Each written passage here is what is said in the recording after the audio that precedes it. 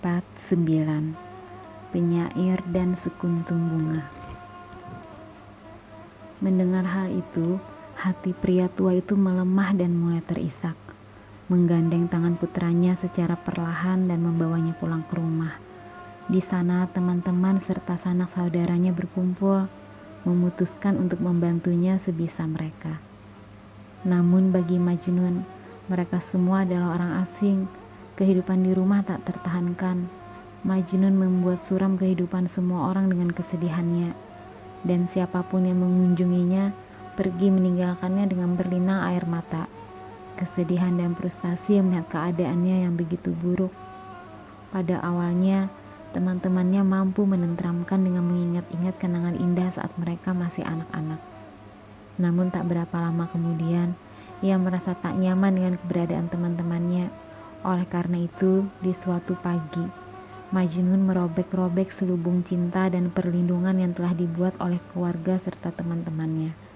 Lalu mengambil beberapa barang miliknya, kemudian melarikan diri ke gurun Najd. Seperti seekor hewan yang terluka, ia menjelajahi alam liar, tanpa mengetahui kemana harus pergi dan apa yang harus dilakukannya. Yang ia ketahui hanyalah bahwa ia harus sendirian. Ia tak lagi sanggup hidup dalam dunia itu. Ia harus hidup sendirian dalam kesedihannya dan tempat terpencil di mana hanya terdapat pasir dan bebatuan. Pegunungan dan lembah adalah tempat terbaik untuknya. Lalu begitulah, ia berkelana melewati pegunungan dengan mengumumkan soneta serta odenya. Majnun si gila, sendirian di tengah gurun pasir, hanya berteman sajak-sajaknya. Meskipun Majnun menjadi gila, namun tidak demikian dengan sajak-sajaknya. Bahkan bila orang-orang mencaci maki, menghukumnya, dan mengucapkan hinaan demi hinaan kepadanya, mereka tetap tak menyalahkan bait-bait sajaknya. Banyak orang yang berdatangan dari jauh mendekatinya. Dalam perjalanannya di pegunungan hanya mendengar sajak-sajaknya. Mereka biasanya duduk di dekat kakinya dan mendengarnya menyanyikan lagu cinta. Dan saat mereka mendengarkan, mereka mencatat syairnya dan membawanya kembali ke kota serta desa mereka. Sejak perpisahan mereka, api hasrat telah terbakar di dalam hati sepasang kekasih itu. Namun Laila menyembunyikan nyala api itu dan tak membiarkannya mengeluarkan asap. Ketika seseorang sedang sekarat, sang dokter biasanya memegang sebuah cermin di mulut pasien untuk mengetahui apakah ia masih bernapas. Dan Laila juga memiliki cermin itu. Namun cermin itu adalah jiwanya sendiri yang selalu menanyakan keberadaan kekasihnya, Majnun. Tak ada seorang pun yang dapat ia percayai. Jadi setiap malam ia hanya menceritakan pikiran-pikiran terdalam serta rahasianya kepada bayangannya sendiri. Di satu sisi terdapat lautan air mata, namun di sisi lain terdapat api cinta yang membara untuk kekasihnya. Laila berdiri di antara mereka seperti pari, roh yang melayang-layang di antara api dan air. Meskipun kesedihan telah menggerogoti jiwanya, ia menyembunyikan kesedihannya dan tak bersedia menceritakannya kepada siapapun. Kadangkala, ketika semua orang sedang tertidur, cahaya rembulan membawanya ke pintu masuk tendanya. Di sana ia akan berdiri terpaku, menatap jalan, menanti. Namun siapakah yang ia nantikan? Apakah ia menanti datangnya seseorang yang membawakan pesan untuknya dari kekasihnya? Apakah ia berharap datangnya seorang pemberi selamat untuk menyampaikan salam dari jauh? Apapun yang ditunggunya tidak kunjung tiba juga. Lalu ia membayangkan udara malam itu sebagai sang penyampai pesan yang membawa desahan kekasihnya dari pegunungan Najd. Sementara itu, setiap awan mendung ia bayangkan sebagai sang pemberi selamat yang menyampaikan salam hangat dari kekasihnya seperti air mata yang menetes dari surga. Satu-satunya hal yang sampai kepadanya adalah sajak-sajak kekasihnya. Sajak-sajak itu diucapkan oleh orang-orang yang lalu lalang. Bahkan bocah-bocah miskin di pasar pun dapat mendendangkan sajak-sajak itu. Entah Majnun mengetahuinya atau tidak, namun suara hatinya telah didengar oleh kekasih, dan karenanya Laila merasa sangat bahagia. Kecantikan Laila bukanlah satu-satunya pemberian Allah, karena ia juga memiliki bakat dalam hal sajak. Ia menyimpan sajak-sajak Majnun dalam pikirannya begitu ia mendengarnya. Lalu menyusun kata-kata indah sebagai balasannya. Ia menuliskannya dalam secarik perkamen dan menuliskan pesan-pesan kecil seperti bunga melati yang sedang mekar mengirimkan lagu ini kepada pohon cemara. Sebelum memberikannya kepada angin, tak kala tak ada seseorang yang melihatnya. Kadangkala perkamen-perkamen berisikan sajak-sajak ini ditemukan oleh seseorang yang kemudian menebak-nebak arti tersembunyi dari sajak itu. Mereka tahu kepada siapa ditujukan sajak-sajak itu, lalu langsung membawanya kepada Majnun. Sebagai ucapan terima kasih kepada si penemu, Majnun menciptakan sebuah sajak untuk mereka yang sudah pasti akan sampai ke tangan Laila. Begitu banyak pesan yang mereka kirimkan dan terima dengan cara seperti ini. Metode ini memperkenankan mereka untuk menjembatani jurang perpisahan, dan mereka yang mendengar sepasang kekasih ini bertemu melalui sajak pasti terkagum-kagum. Betapa miripnya mereka berdua dalam nada dan ekspresi, sehingga terdengar seperti lantunan lagu. Karena suara sepasang kekasih ini adalah suara cinta, dan cinta itu cukup kuat untuk dapat mematahkan mantra apapun juga.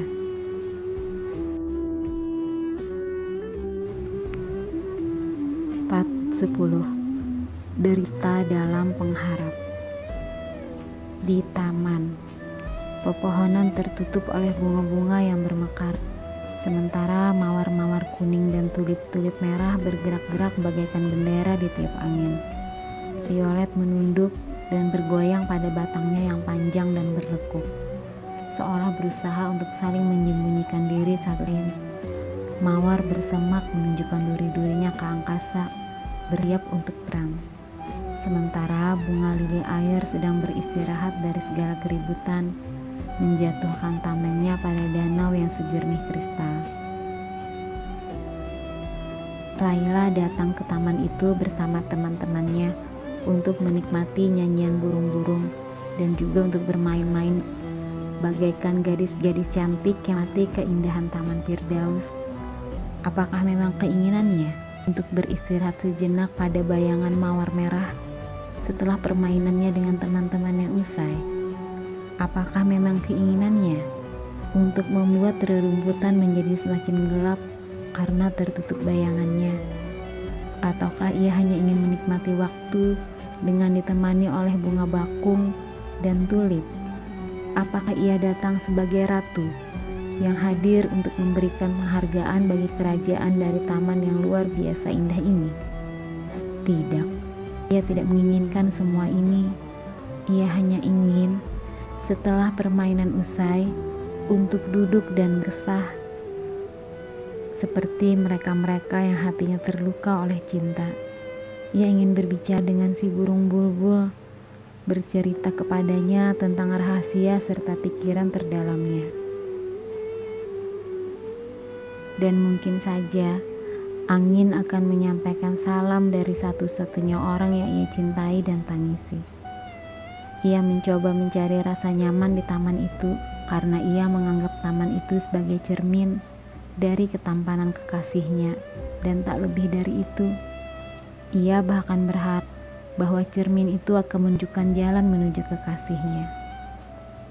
Tentu saja tak seorang pun dari teman-temannya mengetahui apa yang dirasakan serta dipikiran oleh Laila. Selama beberapa saat mereka bermain di antara bunga mawar. Namun kemudian ketika mereka semua duduk untuk beristirahat di sudut terpencil di taman, Laila terus berjalan dan memilih untuk duduk di bawah pohon yang jauh dari teman-temannya. Di sanalah ia menumpahkan segala kesedihannya. "Kekasihku tercinta," keluhnya, "apakah memang benar kita ditakdirkan untuk bersama? Betapa mulianya dirimu dan betapa bernapsunya hatimu. Betapa aku sedih setiap kali memikirkan dulu hati kita pernah bertaut, kini belati tajam memisahkan hati kita. Andai saja kau bisa berjalan melewati gerbang dan masuk ke taman ini, maka cintaku, hati kita pasti akan kembali bersatu. Andai saja kau bisa duduk di sisiku dan menatap kedua mataku, lalu cintaku, kau pasti akan membuat semua hasrat terpendamku terkabulkan. Tapi mungkin kau telah menderita terlalu banyak, karena sehingga kau tak lagi mengharapkan cintaku, atau bahkan menikmati indahnya taman ini." Tiba-tiba saja, sebuah suara membuyarkan impiannya. Seseorang berjalan melewati taman itu dan mendendangkan sebuah sajak. Tentu saja sosok yang lewat itu adalah orang yang tak dikenalnya.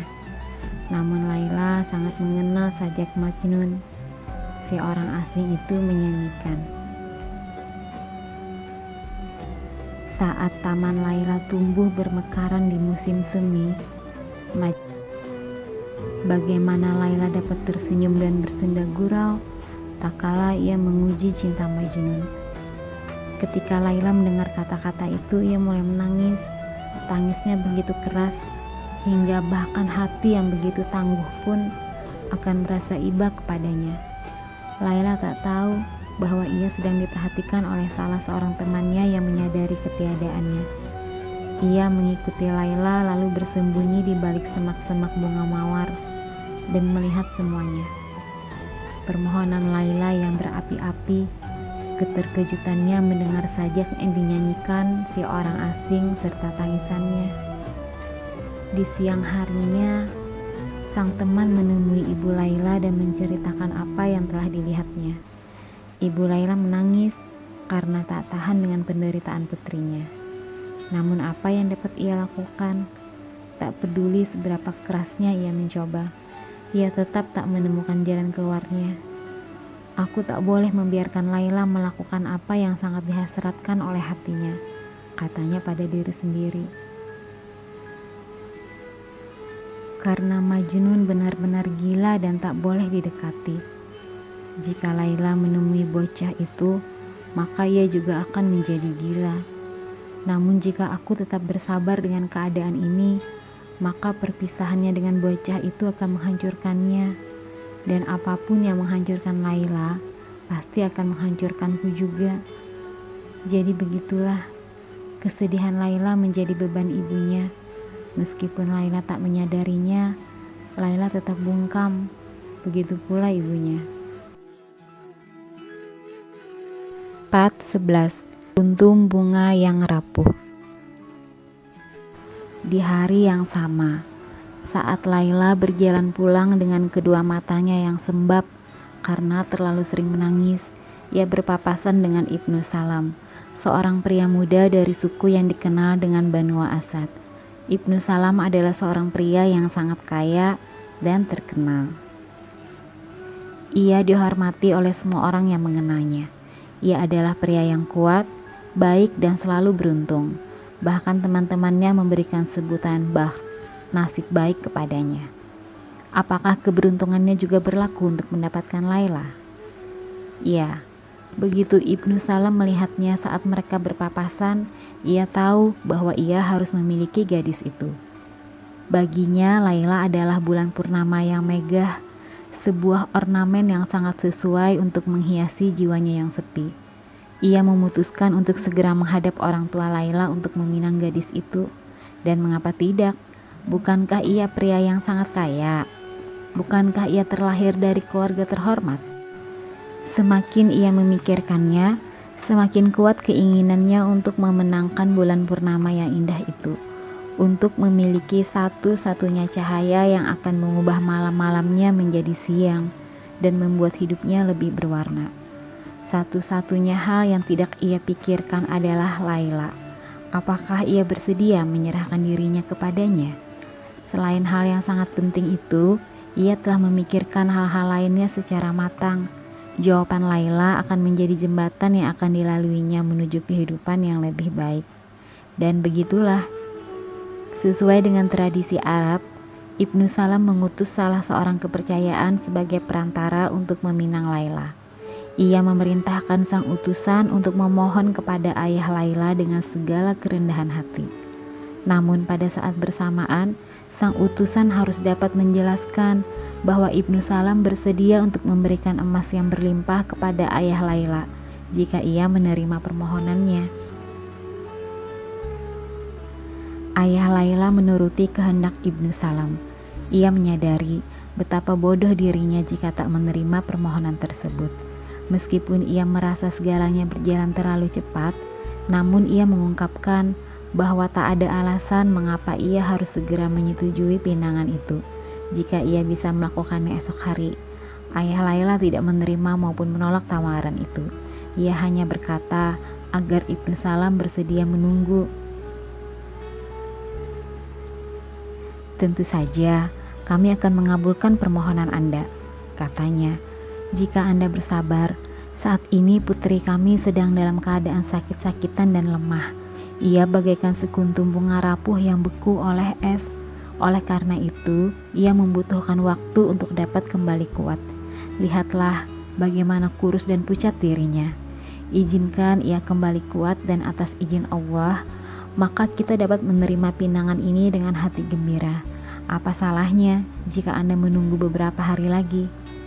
Itulah kesepakatan yang terjadi antara mereka berkaitan dengan Laila, dan Ibnu Salam tak punya pilihan lain selain menerimanya dan menunggu. Part 12.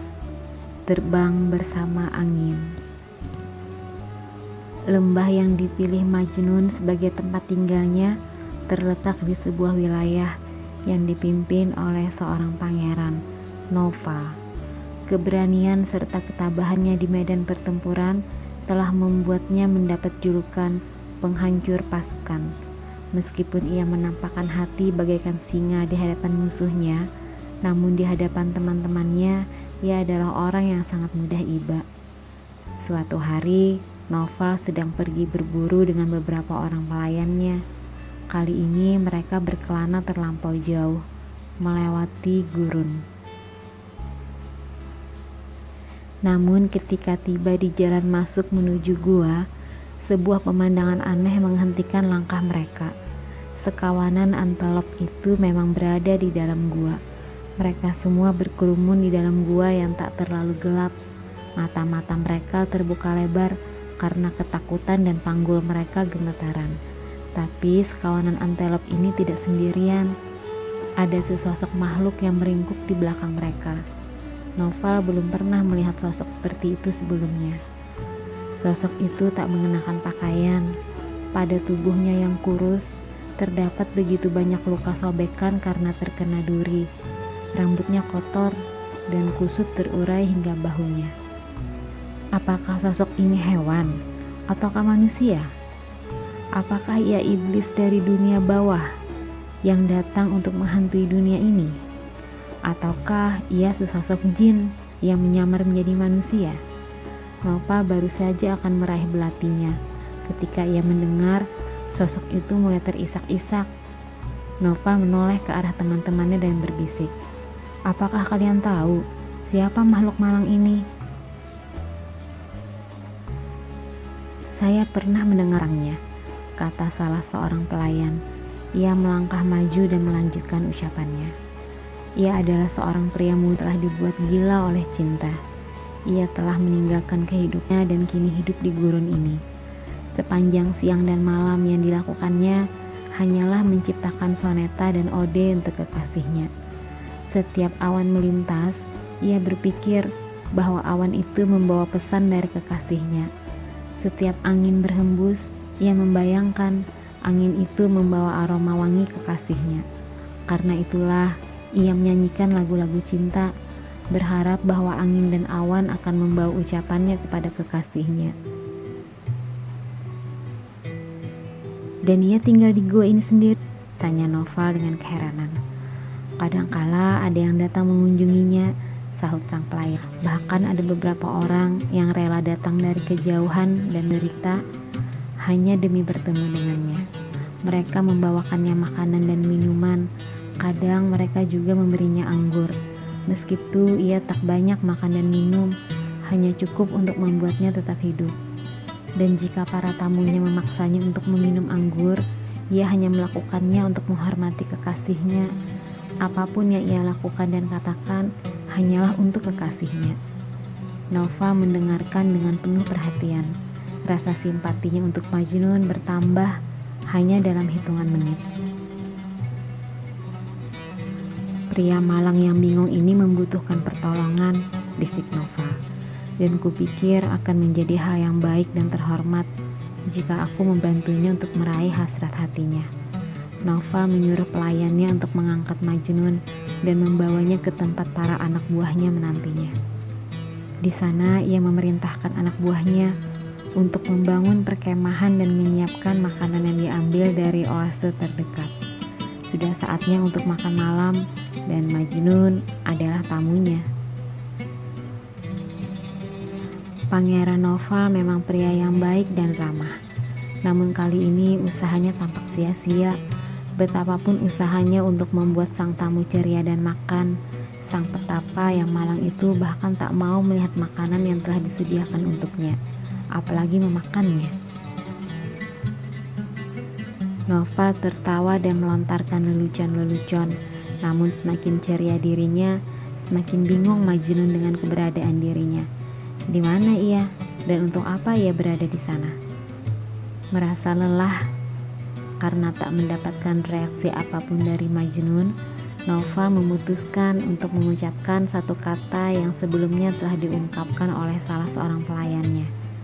Satu kata yang ia tahu akan mempengaruhi Majnun, yaitu Laila. Ketika mendengar nama kekasihnya disebutkan, mata Majnun membelalak dan sebuah senyuman menghiasi wajahnya. "Laila?" gumamnya dengan penuh kasih. "Kekasihku, Laila." Lalu dengan terhuyung-huyung ia mengambil sepotong daging untuk dimakan dan meminum seteguk anggur. Noval telah memecahkan teka-teki itu. Yang harus dilakukannya hanyalah berbicara mengenai Laila, memuji kecantikannya, sifat serta kebaikannya, dan pastilah Majnun akan menanggapinya. Malam hari itu, Noval telah mengambil keputusan. Ia akan memulihkan hati remuk pria malang itu, serpihan demi serpihan, berapapun lamanya waktu yang dibutuhkannya. Kepada tamunya ia berkata, "Temanku, engkau bagaikan ngengat yang berterbangan di malam hari, berharap menemukan cahaya lilin. Tapi janganlah kau menjadi lilin itu yang mengeluarkan air mata hangat, sementara tubuhnya habis dimakan kesedihan. Mengapa kau menyerah? Mengapa kau memutuskan semua harapan? Aku memiliki kekayaan dan juga kekuatan. Percayalah padaku, aku akan membantumu mendapatkan apa yang telah digariskan oleh takdir untukmu. Laila akan menjadi milikmu. Aku berjanji dengan sepenuh hati. Bahkan jika ia menjadi seekor burung dan terbang ke angkasa raya tanpa batas, atau menjadi percikan api di dalam batu yang terletak dalam perut bumi ini, aku akan tetap mencarinya dan membawakannya padamu. Aku tak akan beristirahat hingga aku dapat menyatukan kalian dalam ikatan pernikahan." Majnun menjatuhkan dirinya di kaki Noval dan mengucapkan rasa syukurnya kepada Allah karena telah mengirimkan seorang dermawan yang berhati mulia. Namun ada sedikit keraguan dalam benaknya ketika ia berkata, "Ucapan Anda menggetarkan hati saya dan memberikan saya harapan. Tapi bagaimana saya tahu kalau semua itu bukan hanya sekedar ucapan belaka? Bagaimana saya bisa merasa yakin bahwa Anda akan melakukan apa yang telah Anda ucapkan, atau bahwa Anda hanya berniat melakukan apa yang telah Anda ucapkan. Harusnya saya sampaikan kepada Anda bahwa orang tua Laila tak akan membiarkan putrinya menikah dengan pria seperti saya, dengan seorang yang kesehatan jiwanya dipertanyakan. Apakah Anda serius dengan ucapan Anda? Pasti begitu, kata mereka. Apakah harus melepaskan bunga indah yang rapuh ini dan membiarkannya dibawa terbang oleh angin puyuh? Apakah kita akan membiarkan seorang gila bermain-main dengan cahaya rembulan? Apakah kita akan menyerahkan putri kita kepada iblis? Tidak akan pernah. Ya, itulah yang mereka katakan. Anda tidak mengenal mereka sebaik saya. Telah banyak orang yang mencoba membantu saya di masa lampau, namun semuanya sia-sia. Seberapa keras pun usaha mereka, tetap saja mereka tak dapat membuat takdir yang gelap menjadi terang kembali. Takkan ada yang dapat menggoyahkan ayah serta ibunya. Bahkan emas dan perak yang berlimpah, kebun dan hewan ternak yang banyak, bahwa sudah tidak ada harapan lagi. Hanya keajaiban saja yang dapat membantu saya. Katakan pada saya, apakah Anda sang pembuat keajaiban? Sepertinya bukan. Lagi pula menurut saya, tak lama lagi Anda akan merasa lelah dengan usaha Anda dan akan menghentikan semuanya di tengah jalan. Tapi saya berharap tidak demikian. Saya berdoa agar usaha Anda berhasil, dan jika memang Anda berhasil, semoga Allah memberikan rahmat-Nya kepada Anda. Tapi jika janji yang Anda buat hanyalah ucapan semata, dan apabila yang Anda tawarkan kepada saya hanyalah hayalan belaka, maka sebaiknya Anda mengatakan sejujurnya sekarang juga. Ucapan jujur sang pria muda itu membuat kekaguman Naufal kepadanya semakin meningkat. Apakah kau benar-benar meragukan ucapanku? Tanya Naufal. Kalau begitu, marilah kita membuat perjanjian. Atas nama Allah Subhanahu wa Ta'ala dan Rasulnya Muhammad Sallallahu Alaihi Wasallam, aku bersumpah bahwa aku akan bertarung bagaikan singa untukmu dan kebaikanmu. Bahkan jika aku harus mengorbankan nyawaku, aku bersumpah bahwa aku takkan tidur maupun makan hingga kau mendapatkan apa yang dihasratkan oleh hatimu. Tapi kau juga harus berjanji padaku. Kau harus berjanji bahwa kau akan sabar dan dapat menahan nafsumu. Kau harus melepaskan gaya hidupmu, jinakkan hatimu yang liar, dan letakkan di tanganmu barang sejenak saja. Marilah kita saling sepakat. Kau harus memadamkan api yang menyala di hatimu, karena aku akan membuka gerbang besi menuju hartamu yang paling berharga. Apakah syarat-syarat ini dapat kau terima? Majnun menyetujuinya, dan dengan demikian, sebagai balasan atas bantuan temannya, ia mulai meredakan badai yang telah lama bergemuruh di hatinya.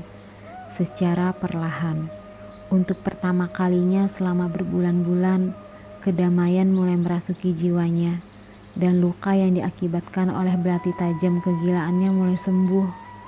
Bak bocah kecil tak merasa bersalah. Ia menaruh kepercayaan sepenuhnya pada Naufal, karena ketenangan telah kembali ke dalam jiwanya. Sebuah perubahan hadir dalam hidupnya. Tak banyak bicara, ia meninggalkan gua persembunyiannya dan mengikuti Naufal kembali ke perkemahannya di tepi kota. Di bawah perlindungan sang dermawan, Majnun tak lagi pantas disebut sebagai Majnun. Dalam beberapa hari, kegilaannya telah hilang dan ia telah kembali menjadi Kais, seorang pria terhormat yang kuat dan berwajah tampan. Untuk pertama kalinya dalam berbulan-bulan ia mandi, lalu dikenakannya sorban dan jubah yang telah disiapkan Naufal. Selera makannya telah dan ia menikmati makanan dan minuman dengan penuh semangat dengan ditemani teman-temannya, sambil membawakan soneta serta odenya kepada mereka. Dan tak lagi kepada awan dan angin, kedua pipinya mulai kembali berwarna. Tubuhnya yang dulu bungkuk, kini tambah tinggi dan gagah, seperti anak pohon yang kuat. Kelopak bunga yang dulu hancur oleh badai, kini mulai merekah kembali. Sejak ia kembali ke dunia nyata, pandangan Majnun tentang dunia dan alam pun berubah. Ia tak lagi mengabaikan halaman demi halaman buku ciptaan Allah yang dibuka olehnya setiap hari di hadapannya.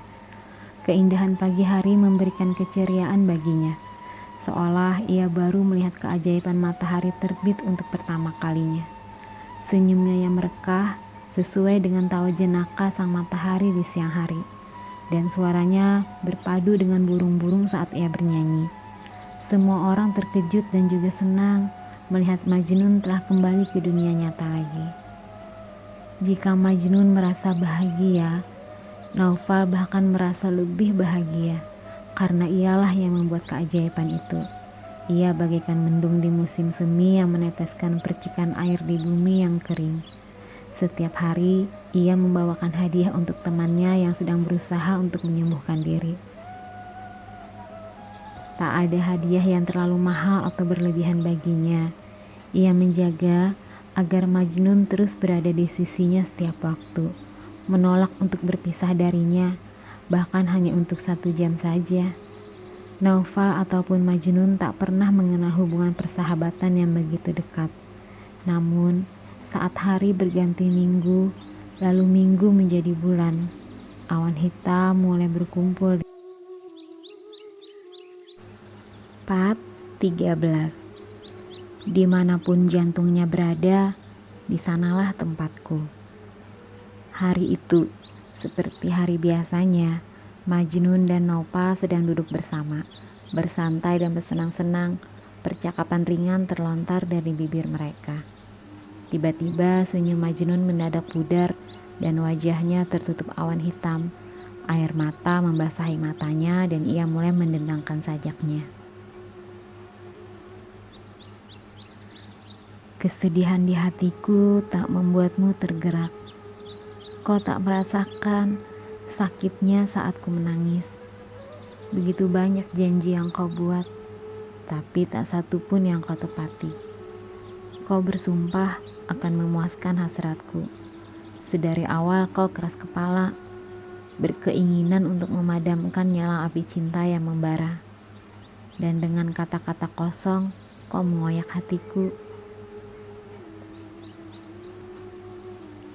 Kata-kata Majnun bagaikan panah berapi, dan hati Naufal bagaikan lilin. Naufal menyadari bahwa ia harus segera beraksi. Segera saja ia mengganti jubahnya dengan pakaian perang, dan tak lupa membawa pedangnya. Ia mulai berangkat tanpa penundaan lagi. Dalam waktu 1 jam, 100 orang berkuda yang seluruhnya telah dibekali oleh keahlian bertarung dikumpulkan di bawah bendera.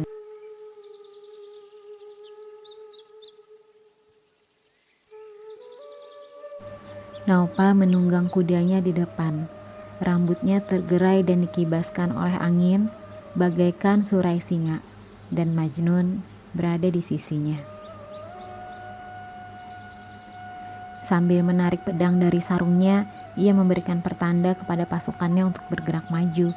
Dengan pedang-pedang yang berkilauan di bawah sinar mentari dan genggaman tangan yang terkepal di udara, pasukan Naufal melaju menuju perkemahan Laila bagaikan sekawanan burung hering yang kelaparan.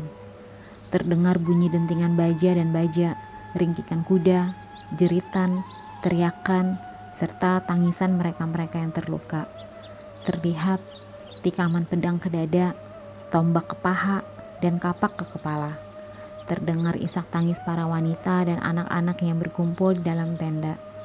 Tubuh-tubuh yang terluka, dari kepala yang terlepas dari tubuh, serpihan-serpihan daging yang berjatuhan di kaki, darah-darah yang mengalir bagaikan sungai, membuat tanah berubah warna menjadi merah, ungu dan hitam, dan di mana-mana terlihat kematian yang menggenaskan. Hanya Majnunlah satu-satunya orang yang tak ikut berperang. Bukankah pembunuhan besar-besaran ini terjadi karena dirinya? Meskipun begitu, ia hanya berdiri di satu sisi. Pedangnya masih berada di dalam sarung. dan melihat kejadian itu tanpa daya. Ketidakmampuannya berbuat apa-apa bukanlah karena ia seorang pengecut yang ketakutan, tapi jauh lebih buruk dari itu. Ia tak dapat bergerak karena ia berada di tengah-tengah perkemahan. Ia merasakan penderitaan kedua belah pihak. Setiap hunusan pedang, setiap tusukan belati, entah dari teman ataupun lawan, bagaikan menamparnya. Dengan meninggalkan senjatanya, ia melemparkan dirinya ke tengah medan pertempuran, berdoa kepada Allah dan memohon dengan sangat agar pejuang itu meletakkan senjata-senjata mereka dan mengibarkan bendera perdamaian.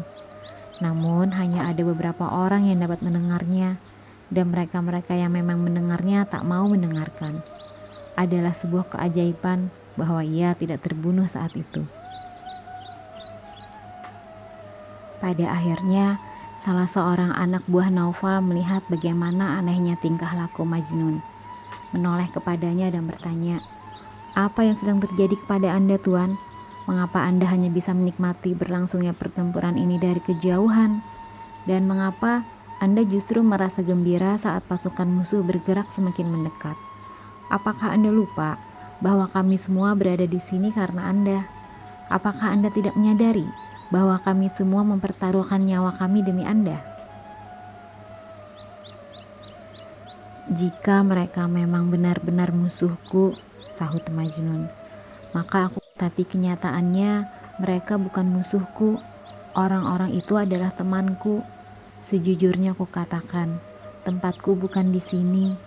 Jantung kekasihku berdetak untuk pihak musuh, dan dimanapun jantungnya berada, maka di sanalah tempatku.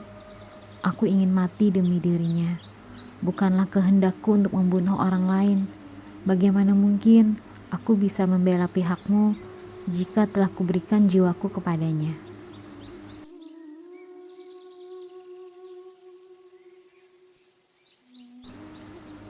14. Atas nama persahabatan.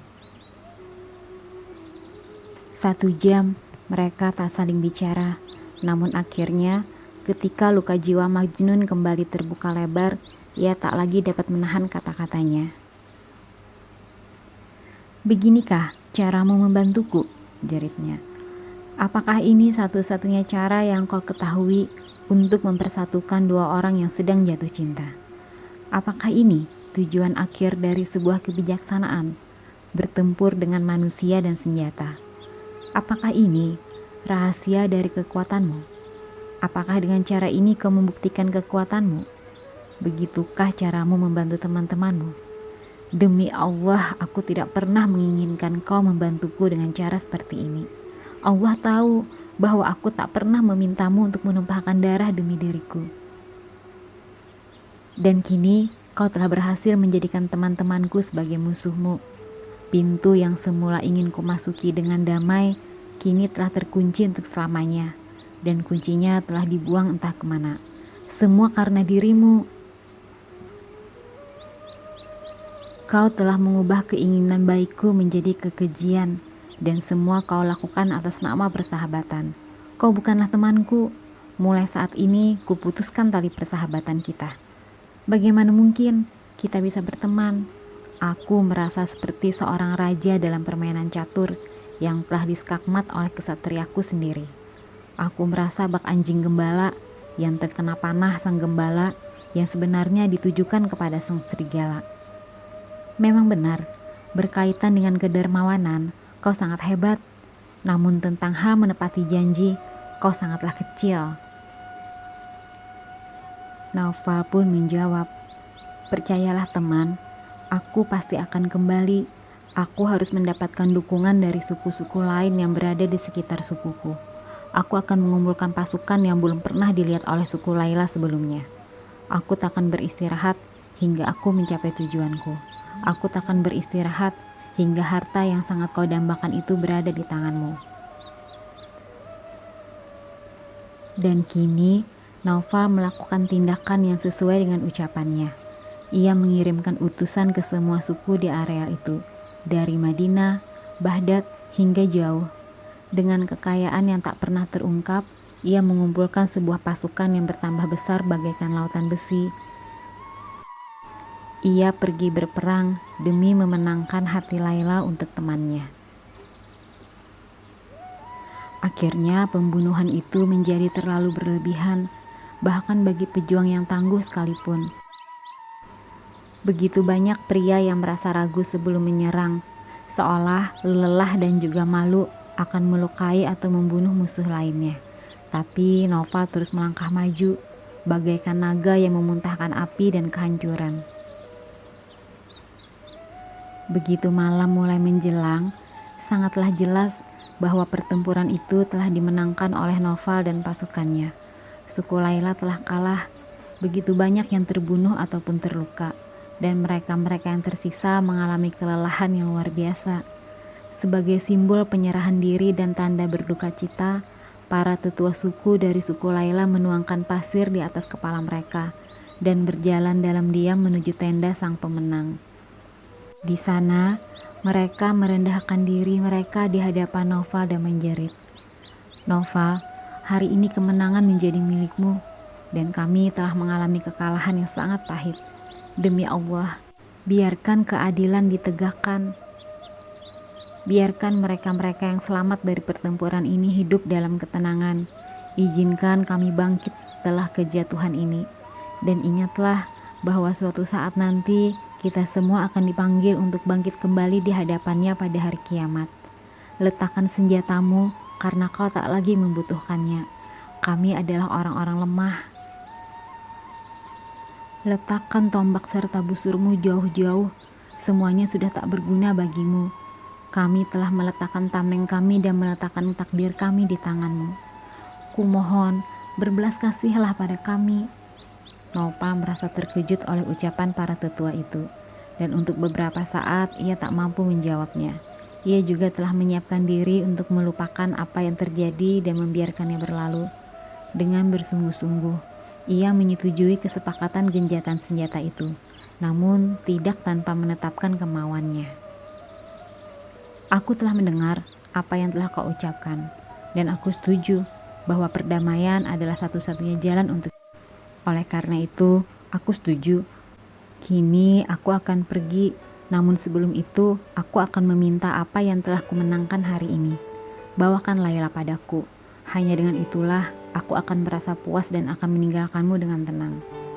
Begitu ia berhenti bicara, seorang pria dari suku yang telah kalah melangkah maju dan mendekati Noval. Pria itu adalah ayah Laila. Punggungnya membungkuk karena kesedihan dan penghinaan. Dengan pelan ia berlutut di hadapan Noval, merendahkan dirinya di kaki sang pemenang dan mulai terisak. "Noval, kau adalah kebanggaan bagi semua masyarakat Arab, dan kau adalah seorang pangeran. Aku adalah seorang pria tua yang hatinya hancur dan punggungnya membungkuk karena perubahan waktu. Bencana telah membuatku berlutut. Kesedihan telah membuatku sampai di tepian. Kutukan dan keburukan sedang menumpuk di atasku saat ini. Dan saat aku teringat oleh darah yang telah tumpah karenaku, kuharap bumi ini akan terbuka dan menelanku bulat-bulat. Sekarang keputusanku ada di tanganmu. Jika kau akan melepaskan putriku, maka aku akan merasa sangat bahagia. Jika kau berniat membunuhnya, maka bunuhlah ia. Goroklah tenggorokannya dengan belatimu. Tusukkan pedangmu ke dalam jantungnya, dan injak-injaklah tubuhnya di bawah kuda-kudamu jika kau mau. Aku tak akan mempertanyakan tapi ada satu hal yang tak pernah bisa kuterima. Selama aku masih menjadi ayahnya, aku tak akan pernah menyerahkan putriku kepada si tolol, si iblis yang menyamar menjadi manusia, si gila, si Majnun ini. Takkan pernah. Seharusnya ia diikat oleh rantai besi dan dikunci rapat-rapat, dan bukan terikat dalam ikatan pernikahan lalu dibiarkan bebas berkeliaran. Lagi pula, apalah ia? Ia hanyalah orang bodoh, gelandangan dan pengembara, tak mempunyai tempat tinggal, orang yang tak berguna, yang berkelana di pegunungan bagaikan pertapa kotor yang dirasuki syaitan serta para kaki tangannya. Apakah ia layak untuk duduk bersanding dengan manusia lainnya? apalagi untuk memperistri seorang gadis. Apakah aku bersedia memiliki menantu seorang penyair pengkhianat yang telah menyeret-nyeret namaku dalam kubangan kotoran? Seluruh pelosok Arab telah menyebut-nyebut nama putriku dalam sajak-sajaknya yang menyedihkan. Dan kau justru memintaku untuk menyerahkan putriku kepadanya. Namaku akan buruk selamanya, dan tanah kelahiranku yang kuagungkan takkan selamat. Kau meminta sesuatu yang tak mungkin, Tuan. Kumohon agar kau menghentikannya. Lebih baik jika aku menggorok lehernya dengan pedangku daripada harus menyerahkannya kepada Majnun. Karena hal itu sama saja dengan menyerahkan putriku sendiri ke kandang singa. Akan lebih baik jika ia mati secepatnya dengan pedangku daripada harus meletakkannya di rahang naga seperti Majnun. Naufal dengan tegas namun sopan ia menyahut, "Berdirilah pria tua. Meskipun aku memiliki kekuasaan, tapi aku takkan mengambil putrimu dengan paksaan. Seorang wanita yang diambil karena paksaan ibarat makanan tanpa garam. Aku akan mengambilnya hanya jika kau bersedia menyerahkannya." Pria itu benar. Si bodoh Majnun adalah budak nafsu. Pikiran-pikiran untuk tidak patuh dan memberontak mendominasi dirinya, dan tidaklah layak bagi seseorang dalam kondisinya untuk menjadikan gadis manapun sebagai istrinya. Apalagi yang dapat dilakukan Naufal. Keputusan ayah Laila sudah tak dapat ditawar-tawar lagi. Bahkan dalam keadaan kalah, ia bahkan menikmati dukungan dari anak buah Naufal. Ia tak menyalahkan mereka karena kini pikirannya pun dengan keraguan akan Majnun.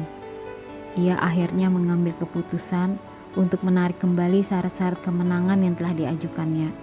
Lalu ia memberikan tanda kepada pasukannya untuk membubarkan perkemahan dan kembali pulang. Majnun tak dapat menahan kemarahannya untuk waktu yang lama, dan mereka belum berjalan terlalu jauh ketika menoleh ke arah Naufal dan mulai berteriak, "Apakah kau menyebut dirimu teman? Kau membuat dan kini kau sendiri yang menebang pohon itu dengan kapakmu. Kemenangan telah menjadi milikmu. Oleh karena itu kau boleh menerima barang-barang rampasan perang. Laila juga berhak kau miliki, yang juga menjadi milikku. Mengapa kau biarkan ia pergi? Mengapa kau berjanji untuk membantuku lalu kau mengkhianatiku?" Aku bagaikan seseorang yang sekarat karena dahaga.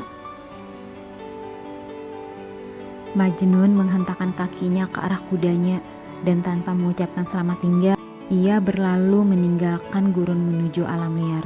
Tak lama kemudian sosoknya sudah tak tampak lagi, meninggalkan Naufal dan para anak buahnya yang menggaruk-garukan kepala mereka dengan takjub. Beberapa hari setelah Naufal kembali ke tempat asalnya, ia membentuk sebuah tim pencarian untuk mencari sahabatnya. Bagaimanapun juga ia menyayangi Majnun.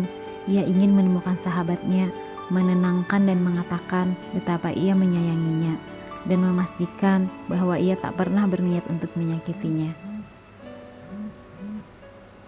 Namun keberadaan Majnun tak dapat dilacak, seolah ia telah menghilang dari muka bumi, seolah namanya telah dihapus dari buku kehidupan. Perlahan, Naufal mengambil kesimpulan yang menyakitkan, bahwa ia telah kehilangan sahabatnya untuk selamanya.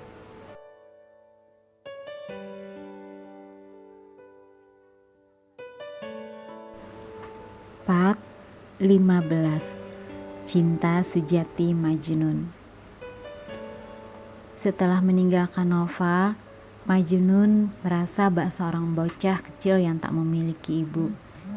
Ia menunggangi kudanya menuju pedalaman gurun, hanya bertemankan angin. Dengan suara yang rusak karena kesedihan, ia bernyanyi untuk dirinya sendiri tentang ketidaksetiaan Naufal, menceritakan takdirnya kepada api unggun perkemahan dan karapan-karapan yang telah ditinggalkan begitu ia melewatinya. Tiba-tiba saja ia melihat sesuatu yang bergerak di kejauhan. Begitu ia dekati, ternyata ia melihat 2 ekor rusa yang terjebak dalam perangkap, dan ada seorang pemburu yang berdiri di atas mereka, bersiap-siap untuk membunuh rusa itu dengan belatinya. Majnun merasakan kemarahan yang memuncak.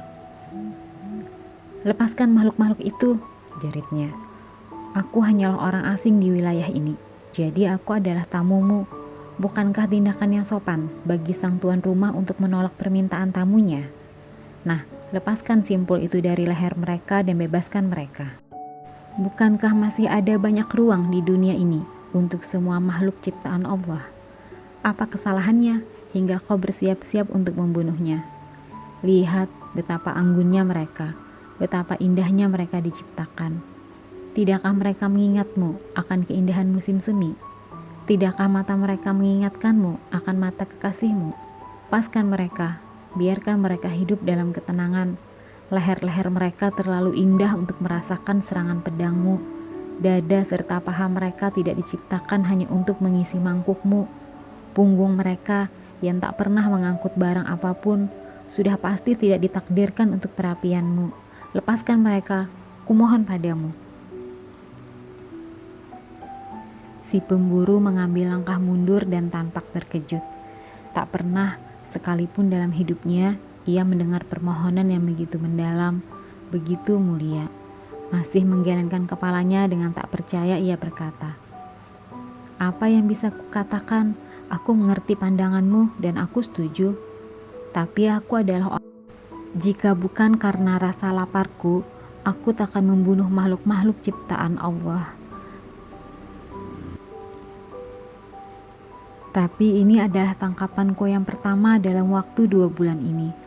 Aku mempunyai seorang istri dan beberapa mulut kecil untuk kuberi makan. Apakah aku harus mengorbankan kesejahteraan keluargaku demi kebebasan beberapa ekor hewan?" Majnun turun dari kudanya dan tanpa berkata-kata, ia menyerahkan tali kekang kudanya kepada si pemburu. Meskipun bingung oleh tindakan Majnun, namun ia juga merasa lebih dari sekedar senang dengan pertukaran itu. Segera saja ia pergi dengan kuda itu dan meninggalkan Majnun yang berusaha melepaskan rusa-rusa dari perangkapnya. Dengan halus ia melakukannya, lalu ia membelai leher mereka dan mencium mata mereka sambil berkata, "Aku melihat matanya pada matamu, lebih gelap dari malam. Meskipun begitu, cintaku tak dapat mengembalikannya ke hadapanku. Apapun yang telah hilang takkan dapat dikembalikan oleh siapapun, dan yang tersisa hanyalah kenangan yang membara." Lalu ia melepaskan mereka dan memandang saat mereka berlarian di atas gurun pasir. Ia kemudian melanjutkan perjalanannya. Langkahnya lebih pelan kali ini karena tubuhnya menopang kesedihan serta beberapa barangnya yang tersisa. Cahaya matahari menyengat kepalanya tanpa ampun, sementara pasir membakar kakinya. Kulitnya hangus, otaknya terasa seperti terpanggang. Kakinya lecet-lecet dan terluka oleh duri, namun ia terus berjalan tanpa gentar. Perjalanannya masih berlanjut hingga malam menyelubungkan jubah gelapnya di bumi, dan rembulan yang meminjam sinar matahari menjadi pemandangan yang sangat indah di langit. Saat itulah ia baru beristirahat. Dengan terengah-engah dan mengerang, ia memasuki sebuah gua dan menjadikan selendang tuanya sebagai selimut dan batu sebagai bantalnya. Lalu ia membaringkan tubuhnya, dan saat berjuang untuk bisa tidur, ia membaca buku kehidupannya yang halaman demi halamannya lebih gelap daripada malam. Saat pagi mulai menjelang dan matahari mulai bersinar, para syaitan tidur melepaskan rantai pikiran Majnun dan mengembalikan kepadanya, membiarkannya terbangun. Sambil mengusap-usap matanya, ia melangkah keluar dari gua dan melanjutkan perjalanannya. Dalam perjalanannya, ia menciptakan ode dan sajak, lalu menyanyikan keras-keras untuk dirinya sendiri dan gurun pasir. Menjelang sore hari, Majnun kembali bertemu dengan seorang pemburu. Pria ini telah berhasil menjebak rusa jantan dalam perangkap dan sedang bersiap-siap untuk menggorok lehernya. Darahnya mulai mengucur, lalu Majnun berlari menuju si pemburu dan berteriak, "Kau monster yang kejam, memalukan sekali. Bagaimana cara menindas yang lemah dan tak berdaya?" Biarkan makhluk ini pergi agar ia bisa menikmati apa yang tersisa dari hidupnya. Tidakkah kau memikirkan kawanan makhluk ini, anak-anaknya yang sedang menunggu ayahnya kembali pulang? Apa yang akan dikatakan oleh si rusa betina andaikan ia bisa bicara? Ia pasti akan mengutukmu. Ia pasti akan memohon kepada Allah agar kau tersiksa karena kau telah menyiksa pasangan hidupnya. Tidakkah penderitaan makhluk-makhluk yang kau siksa berarti sesuatu bagimu? Coba kau tempatkan dirimu pada rusa jantan itu. Bayangkan dirimu sebagai korban dalam perangkap dan rusa jantan itu sang pemburu yang sedang bersiap-siap untuk membunuhmu. Bagaimana perasaanmu? Aku tidak melakukannya hanya sekedar untuk membunuh, kata si pemburu sambil menurunkan belatinya. Aku membunuh demi keselamatan diriku, agar aku bisa menghidangkan makanan di meja makanku. Jika kau bersedia, aku akan menjual rusa jantan ini padamu. Majnun tak memiliki uang ataupun perhiasan, namun ia masih memiliki beberapa benda yang diberikan Noval kepadanya. Ia mengeluarkan dari tas dan memberikannya kepada si pemburu, yang merasa senang dengan pertukaran itu. Setelah memasukkan benda-benda itu ke dalam tasnya, si pemburu membelai-belai bagian belakang tubuh rusa jantan itu, tersenyum kepada Majnun, lalu pergi menuju bukit pasir. Ketika si pemburu telah pergi, Majnun datang mendekati si rusa jantan dan mulai membelai-belainya dengan halus, seperti seorang ayah yang membelai-belai anaknya. Lalu ia mulai berbisik di telinga rusa jantan itu. Kau sama sepertiku, telah terpisah dari yang kau cintai. Tak perlu khawatir, karena kesedihanmu telah berakhir. Kini kau bisa kembali kepadanya dan berbaring pada bayangannya, tempat di mana seharusnya kau berada. Dan jika dalam perjalananmu kembali kepada kekasihmu, kau bertemu dengan kekasihku, sampaikan pesan ini padanya. Setiap angin yang berhembus membawa aromamu padaku. Setiap burung yang bernyanyi menyebutkan namamu kepadaku. Setiap mimpi yang muncul membawa wajahmu kepadaku. Setiap tatapan yang tertuju ke wajahmu meninggalkan jejaknya padaku. Aku adalah milikmu, aku adalah milikmu, entah kau jauh ataupun dekat. Kesedihanmu adalah kesedihanku, semuanya milikku, dimanapun kau berada. Sambil mengucapkan kata-kata itu, Majnun melepaskan ikatan si rusa jantan, dan lalu ia melihat rusa itu menjauh, begitu gembira akan kembali bergabung dengan kawanannya. Jauh di atas langit, karapan malam telah kembali dari perjalanannya di langit timur. Rembulan muncul dari kegelapan dan mulai menyinari gurun pasir dengan sinarnya yang keperakan. Majnun memandang langit bagaikan burung dengan sayap terluka, tak sanggup terbang. Lalu ia menatap bintang-bintang, dan dengan air mata menetes di pipinya, ia merenungkan takdirnya.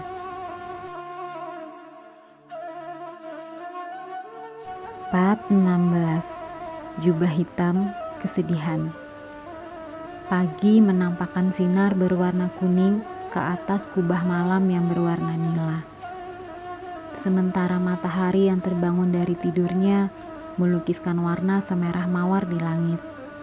Namun Majnun yang lelah karena kesedihan serta kepedihan perpisahan, bagaikan bunga di musim gugur, kelopaknya layu, menguning lalu jatuh. Ketika matahari sampai pada puncaknya dan mulai memanggangnya, Majnun merasa senang tak kala menemukan oase kecil yang dikelilingi oleh pohon-pohon palem.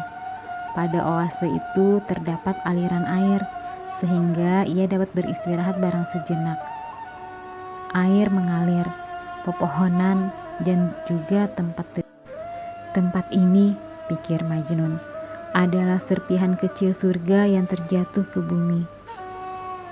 Ia minum dari aliran air yang sejuk dan manis hingga dahaganya terpuaskan, Lalu ia berbaring pada rerumputan yang sehalus karpet di bawah keteduhan pohon palem. Dalam beberapa menit saja ia telah terlelap. Secara perlahan perhatiannya larut, kekhawatirannya mencair dan mulai bermimpi. Ketika terbangun matahari telah terbenam. Berapa lamakah ia tertidur? Sepertinya baru beberapa menit saja.